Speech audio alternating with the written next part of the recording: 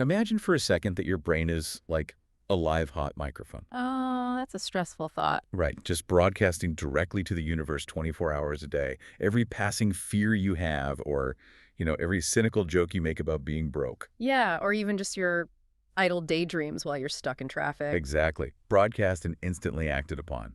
According to millions of people, that microphone is switched on right now. It's completely impartial, and if you aren't paying close attention to what you're broadcasting, you could be actively ruining your own life. Which really flips that comforting idea of like wishing on a star into a pretty terrifying reality check. You're constantly asking for things, whether you actually realize it or not. So welcome to today's deep dive. Our mission today is to completely unpack a concept you have undoubtedly encountered, which is the law of attraction. It's everywhere. It really is. We are going to explore why millions of people, including, top-tier CEOs, elite athletes, global celebrities, why they swear this is the literal mechanical secret to their success. And on the flip side, we have to examine exactly why the scientific community actively and, well, vehemently labels this entire movement as absolute pseudoscience. Definitely. So we've got a comprehensive stack of sources guiding us today for you guys listening. We're pulling from excerpts of the book Law of Attraction by executive coaches Mitesh and Indu Khatri. We also have a really detailed Wikipedia article that breaks down the movement's history and its specific scientific criticisms. Plus, a translated transcript from a YouTube documentary that dives into the concept's deep ties to ancient Buddhist philosophy. It's a lot of ground to cover. It is. Okay, Yeah. let's unpack this. Yeah. Because you scroll through the internet today, and manifesting feels like a very modern, hyper-digital trend. You've got influencers doing routines in their aesthetic apartment. Right, with the ring lights and everything. Exactly. Yeah. But humanity's absolute obsession with trying to control physical reality through the sheer power of thought, that is actually centuries old. Yeah. To find the real roots of what we now call manifestation, we have to travel back to the 19th century, to this philosophical trend known as the New Thought movement. Right. And it really begins with this man named Phineas Quimby. Early in his life, Quimby was diagnosed with tuberculosis. Oh, wow. And in the 1800s, without modern antibiotics, that was effectively a slow death sentence, right? Basically, yes. Medicine just didn't have a reliable cure. But Quimby noticed something highly unusual about his own condition. He found that periods of intense excitement, specifically when he was out horseback riding, temporarily relieved his terrible physical symptoms. Wait, so the thrill of the ride, like the actual adrenaline, made the physical pain in his lungs disappear? It masked it completely, which for an 1800s tuberculosis patient, that felt like an outright miracle. I bet. And that apparent recovery prompted Quimby to pursue this idea of mind over body. He developed a whole theory that physical illness was often just a manifestation of the mind being deceived by a false belief. Okay, so the belief was the sickness. Right. And establishing what he called the truth with a capital T was the actual cure for the disease. Thinking about Quimby's realization now, you really have to wonder if he was just experiencing an early, undocumented encounter with the placebo effect. Oh, absolutely. Because we know today how powerful expectation is. If you believe you are healing, or, even if you're just distracted by intense joy from horseback riding, the brain can literally flood your system with pain-relieving endorphins. It's a biological mechanism, not necessarily a metaphysical one. A modern medical historian would certainly frame it as a powerful placebo response. But at the time, without that biological vocabulary, it sparked this massive spiritual and philosophical revolution. It's fascinating how a lack of medical knowledge birthed an entire movement. Yeah, and the actual term law of attraction first popped up in print around 1855, used by an American spiritualist named Andrew Jackson Davis. Then, in 1886, Prentice Mulford really expanded it. He took it from this niche health cure into a general life principle. He popularized the idea that your thoughts shape your entire reality, not just your physical health. Notice the timing of when this concept really explodes, though, because the timeline is super fascinating. You get Napoleon Hill's massive bestseller, Think and Grow Rich, in 1937. Right on the heels of the Great Depression. Exactly. It sells tens of millions of copies. Then you jump forward to 2006, and Rhonda Byrne releases The Secret. Which was huge. A total global phenomenon, right, as economic anxiety is ramping up before the 2008 financial crisis. Humanity seems to aggressively reach for magical mental control, exactly when our physical and economic realities feel the most chaotic. That cultural context is so crucial. When external systems fail, turning inward to find control is, it's a very natural human defense mechanism. Yeah, that makes total sense. And today, it thrives on TikTok as lucky girl syndrome, which is basically the Gen Z belief that simply repeating specific mantras makes the universe naturally conspire in your favor. Which brings up the biggest hurdle for me here.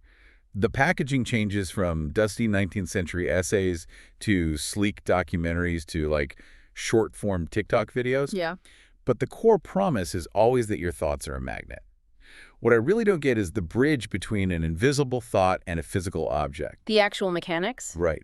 If I sit here and think about a brand new car, what is the actual physical mechanism these proponents claim is going to put the keys in my hand? Well, this is where proponents of the law of attraction, particularly Mitesh Kautri's book from our sources, they point directly to physics to justify it. Physics. Yeah, they rely heavily on Albert Einstein's famous equation, E equals mc squared. Wait, hold on. E equals mc squared applies to the conversion of mass and energy, like usually in the context of nuclear reactions or objects moving near the speed of light. How are manifestation coaches making the leap from splitting the atom to me getting a promotion at work? Isn't that a massive scientific reach? Oh, it is a massive leap. But here's the internal logic they used to build that bridge. The argument made in the sources is that absolutely everything in the universe, at its most fundamental subatomic level, is made of energy. Okay, sure. Subatomic particles. Right. Your clothes, your car, the air you breathe, and crucially, the electrical impulses of your thoughts.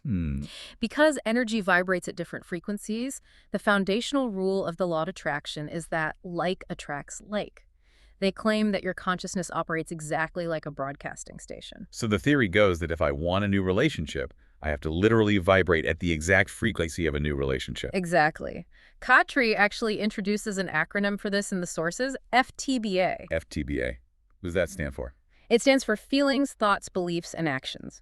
Wow. You have to perfectly align your FTBA to the frequency of the thing you desire. Okay, I see. And the sources draw heavily on ancient wisdom to lend historical weight to this whole frequency concept. The translated YouTube transcript points to the Bhagavad Gita. Oh, interesting. Yeah, highlighting its teaching that the soul is indestructible energy that merely changes physical form. It also cites the Buddha's famous quote, what you think you become. So they basically blend ancient spiritual philosophy with terms borrowed from modern physics. Exactly. It creates this very compelling framework for people. Okay, so if we accept the premise of this FTBA framework for a second, a very practical logistical question. Go for it. Let's say I buy into this. I am vibrating like a radio station. How do I actually tune the dial to 91.3 to get, say, a $10,000 raise? Right. My brain doesn't have a digital interface where I can just type in the frequency for cash. Tuning that dial is, it's the million-dollar question for practitioners. The absolute golden rule, according to the source material, is that you must feel, think, believe, and act as if you already possess the thing you want. The operative phrase being, as if you already have it. Yes. If you desire that $10,000 raise, you cannot vibrate at the frequency of, I really need this money because my rent is due and I am broke. Because that's the frequency of lack. Exactly. The universe, acting as an impartial mirror, will simply reflect back more lack. You have to genuinely vibrate at the frequency of, I am so incredibly grateful and relieved that I have this extra $10,000 in my bank account right now. That's wild. But the sources are packed with people claiming this specific shift in alignment works flawlessly. They really are. Like, there's the story of Lavesh Agrawal, who couldn't find a new job for 6 months. He radically changes his FTBA frequency, starts acting like he already has his dream job, and within 1 month secures a 75% salary hike. Wow. Or Shweta, an interior designer who visualized her dream car so intensely she even took photos inside the exact model at the showroom to make the feeling real, and she ended up buying it within 6 months. The celebrity examples outlined in the materials are perhaps the most famous applications of this. Oh yeah, tell us about Bruce Lee. Right, so in 1969, Bruce Lee wrote a formal letter to himself, promising that he would be the highest paid Oriental superstar in the United States and possess $10 million by 1980. And Jim Carrey did something similar, right? He did. He famously wrote himself a $10 million check for acting services rendered years before he actually earned exactly that amount for starring in the movie Dumb and Dumber. That is just crazy. But understanding the concept of tuning your mental radio dial is one thing. The reality of maintaining that frequency seems completely exhausting. It's a full-time job. Yeah. How do you actually keep your FTBA aligned when you are stuck in gridlock traffic or, your boss is tearing apart your project and your stress levels are through the roof? Well, Khatri's book outlines some very specific psychological techniques for daily maintenance. Okay, what do they suggest? One of the primary tools they teach is called cancel.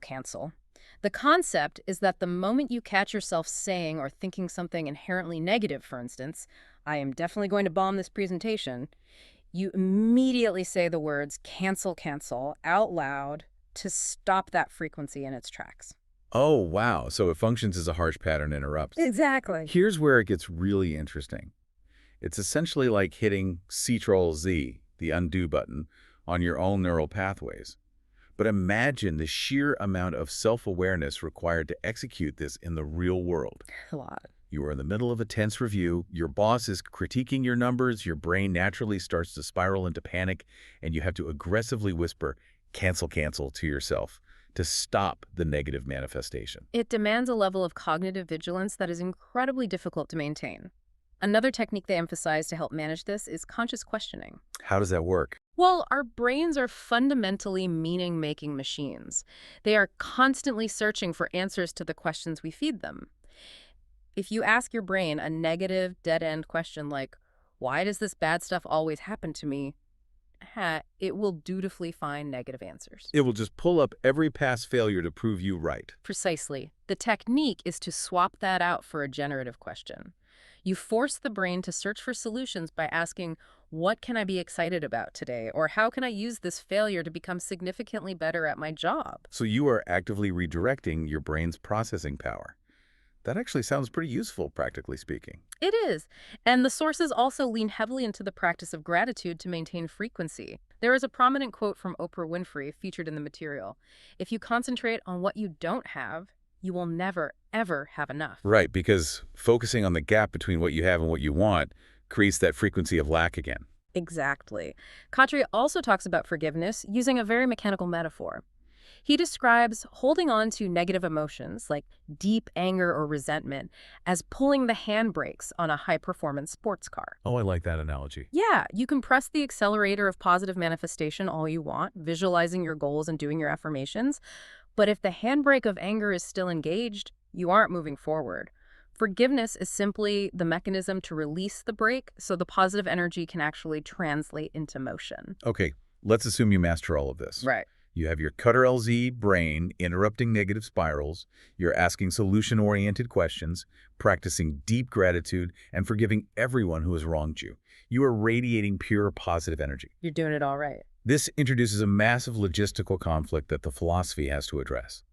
What happens when your perfectly tuned manifestation collides with someone else doing the exact same thing? The collision of intentions. Yeah. If you and your coworker are both intensely manifesting the exact same promotion and there is only one open position, who wins? The YouTube transcript addresses this head-on with the concept of conflicting intentions. And, well, their explanation feels a bit like a philosophical loophole. Loophole? Yeah, they claim that competition itself only exists because individuals fundamentally operate from a belief in scarcity. Okay, so how does the universe settle the tie? Their argument suggests that if you truly vibrate at the frequency of pure abundance, you aren't actually competing for that one specific job. The universe will provide an outcome that perfectly satisfies your intention. So I might not get that exact promotion. Right, but you might get recruited for a different, significantly better role at a competing company that you hadn't even anticipated. The universe effectively routes around the conflict. That feels very convenient. But Khatri's book offers another framework for when reality simply doesn't align with your vision, despite your best efforts. It's the 80-20 rule. Yes, the 80-20 rule. He proposes that 80% of your life is attraction. That's your FTBA, the internal responses and actions you have complete control over. But 20% of your life is destiny, the external circumstances which you absolutely do not control. And they use Helen Keller as the primary example of this ratio in action. She obviously could not control her 20%, her destiny of losing her sight and hearing to an illness as a toddler. Right. But she absolutely mastered her 80%. She maintained ironclad control over her feelings, thoughts, beliefs, and actions in response to that harsh destiny, ultimately achieving incredible world-changing things. And applying that 80-20 rule to hardship is incredibly empowering. It focuses all your energy on your reaction rather than your circumstances. Well, it does. But we have to talk about the darker edge of this philosophy, because the YouTube source wades into territory that is deeply unsettling. It explores a terrifying hypothetical. What about children or animals? Yeah, this part is heavy. If a baby doesn't have conscious articulated intentions, why do terrible things happen to them? The philosophy takes a highly controversial and troubling turn right here. The source claims that because a young child or an animal lacks conscious intention, whatever physical reality happens to them is actually the result of the observer's thoughts. Any coup. Namely, the parents or the primary caretakers. This philosophical trap is horrifying. I mean, think about the implications for you listening. If a child gets terribly sick or gets injured in an accident, this philosophy directly implies it's because the parent worried too much about their safety. Yeah. And through their fear, they actively manifested the illness into their child's body. That is an incredibly heavy, devastating burden to place on a parent who is already grieving or terrified. It places the ultimate blame squarely on the victim or the victim's family. And this exact uncomfortable implication that you are entirely 100% responsible for every single bad thing that happens to you or your dependents is exactly where the scientific community draws a hard, unforgiving line. The Wikipedia source we reviewed extensively does not hold back on this front. The absolute biggest criticism of the law of attraction from the scientific community is that there is zero empirical scientific evidence supporting the idea that thoughts physically alter matter. None whatsoever. None. The physicists mentioned in the sources, specifically Victor Stenger and Nobel laureate Leon Letterman, are fiercely critical of the movement's reliance on scientific buzzwords. They refer to the entire phenomenon as quantum mysticism. Quantum mysticism, I love that term, because they argue that proponents are hijacking complex, highly specific physics terminology, words like frequencies, vibrational energy, and quantum fields, to sell what is essentially a magical belief system. Exactly, to people who don't have degrees in advanced physics. Right. Just because subatomic particles vibrate does not mean your thoughts about a Ferrari physically manipulate the atoms of a car dealership across town to hand you a set of keys. Well, if the physics of it are entirely debunked by the scientific community, we have to look at the psychology to understand why so many people genuinely experience success with it. Because it clearly works for some people psychologically. It does. Psychologists point to a few well-documented cognitive biases that explain the illusion of manifestation. And the primary engine behind this is confirmation bias. Which makes perfect sense. Yeah. Your brain is bombarded with millions of bits of sensory data every single second. It has to filter it, or you would go insane. Right. So when you decide you are manifesting a red car, you are essentially programming your brain's filter to prioritize red cars. Suddenly, you see them everywhere. The universe didn't magically spawn more red cars around you. No. They were always there. Your brain was just ignoring them until you told it to look. And confirmation bias also dictates how we remember our successes. If you vividly visualize finding a premium parking spot and you get one, you immediately think the law of attraction works perfectly. Yes.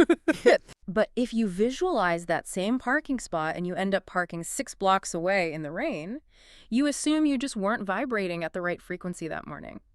Or you simply forget the failure entirely. You only count the evidence that supports your magical belief and discard the rest. But the psychological dangers go far beyond just looking for parking spots. The sources warn extensively about toxic positivity. Oh, this is a big one. This is the dangerous idea that you must aggressively suppress any negative thought or emotion. Yeah. It can lead people to completely ignore very real systemic inequalities. Yeah. If you are struggling to pay rent because of a massive global recession and stagnant wages, telling you that you are poor simply because you have a poverty mindset is incredibly dismissive and cruel. It leads directly back to that severe victim blaming we discussed with the children. If you wholeheartedly believe you create your own reality, then getting a terminal disease or being laid off or being the victim of a random crime must fundamentally be your own fault. Because you supposedly brought it upon yourself through negative thinking. So what does this all mean? It's like driving a high-performance car with a fundamentally broken GPS. The law of attraction gives you incredible momentum and puts gas in the tank. The cognitive reframing and focus it teaches are powerful engines. Absolutely. But if you hit a brick wall, the GPS tells you it's entirely your fault for manifesting the wall in the first place, rather than acknowledging the road was just incredibly dangerous. That's a great way to put it. And there are tangible, real-world consequences to relying on a broken GPS. The sources highlight a fascinating study published in the Personality and Social Psychology Bulletin that looked at the financial outcomes of people who believe in manifestation. The results of this study blew my mind. They're pretty shocking. Believing you can manifest wealth actually makes you statistically more likely to go completely broke. It sounds totally counterintuitive, but the psychology makes perfect sense when you look at it. The researchers found that individuals who strongly believe their thoughts magically dictate reality are significantly more susceptible to bankruptcy. Because they believe the universe will inevitably provide for them as long as they stay positive. Yes. So they bypass the critical risk assessment centers of their brain. They just outsource their financial planning to the But it is impossible to ignore the results people are getting in their own lives. The psychological tools the law of attraction promotes, like aggressive cognitive reframing, practicing deep daily gratitude to shift your focus, and letting go of anger through forgiveness to remove mental roadblocks. Those are undeniably powerful, proven ways to improve your daily mindset and your behavioral output. Right. That is the crucial takeaway for you listening. You do not need to believe in quantum mysticism to benefit immensely from this framework. You really don't. You don't have to believe your brainwaves are magically reorganizing the universe to realize that asking yourself better, solution-oriented questions or focusing intensely on the actions you can actually control will make you far more resilient and successful in your career and relationships. Because it fundamentally changes how you show up in the world, which changes the opportunities you are capable of seizing. Which leaves us with a final thought to ponder for you guys as we wrap up today's deep dive.